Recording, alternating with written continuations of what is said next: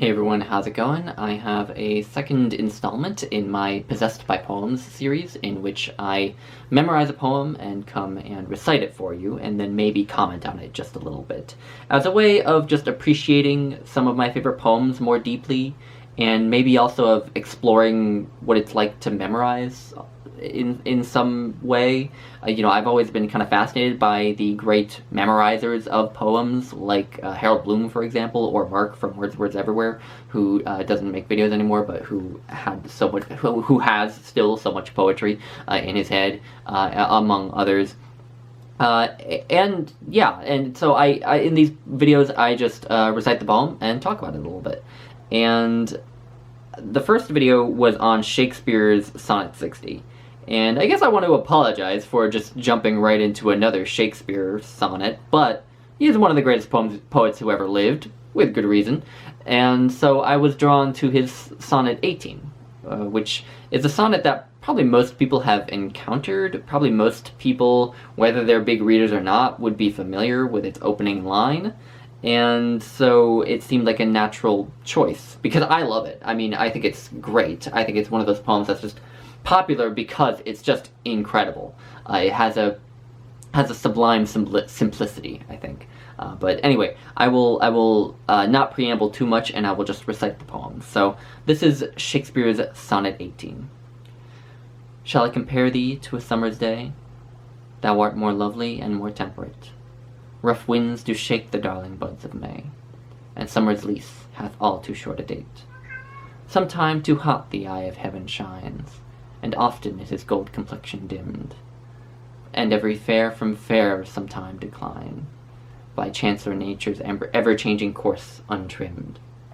But thy eternal summer shall not fade, nor lose possession of that fair thou owest, nor shall death brag thou wanderest in his shade, when in eternal lines to time thou growest.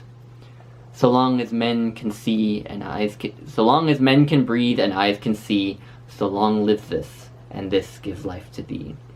Okay, so I'm sorry, that wasn't perfect, but, it's like, I recited this poem throughout the week, and I had it perfectly, and then it's like I turn on the camera and I just get nervous, and I probably overthink it, I really shouldn't, but, for some reason that second stanza that starts with, sometime too hot the eye of heaven shines, for some reason that stanza has been a real tripping point for me. I don't know what it is about that stanza that my brain just had a hard time wrapping its head around, but I had a really hard time getting that stanza down. And even today I felt myself like, okay, wait, which verse is next? Or what word is supposed to be there, I don't know what it is about that stanza. I'd be curious to hear from anyone who has memorized it themselves, whether you struggled with that stanza or whether I'm just some sort of weirdo.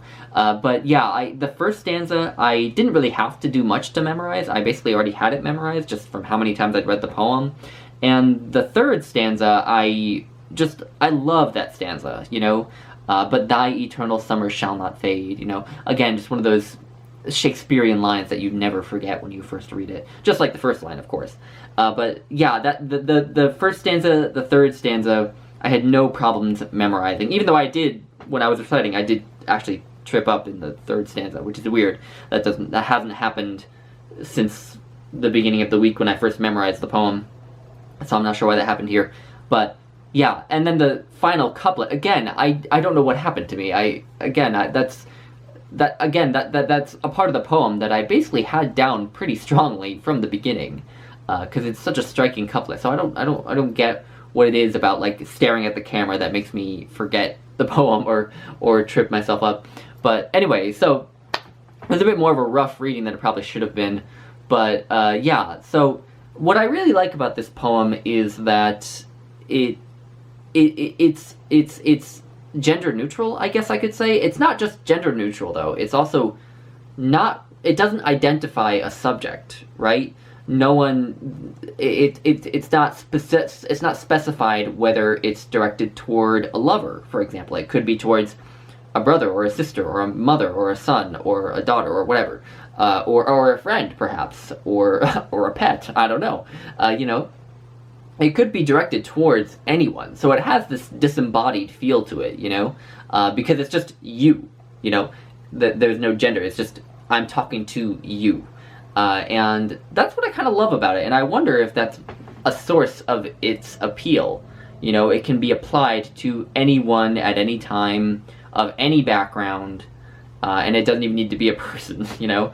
And that might be the source of its great appeal again.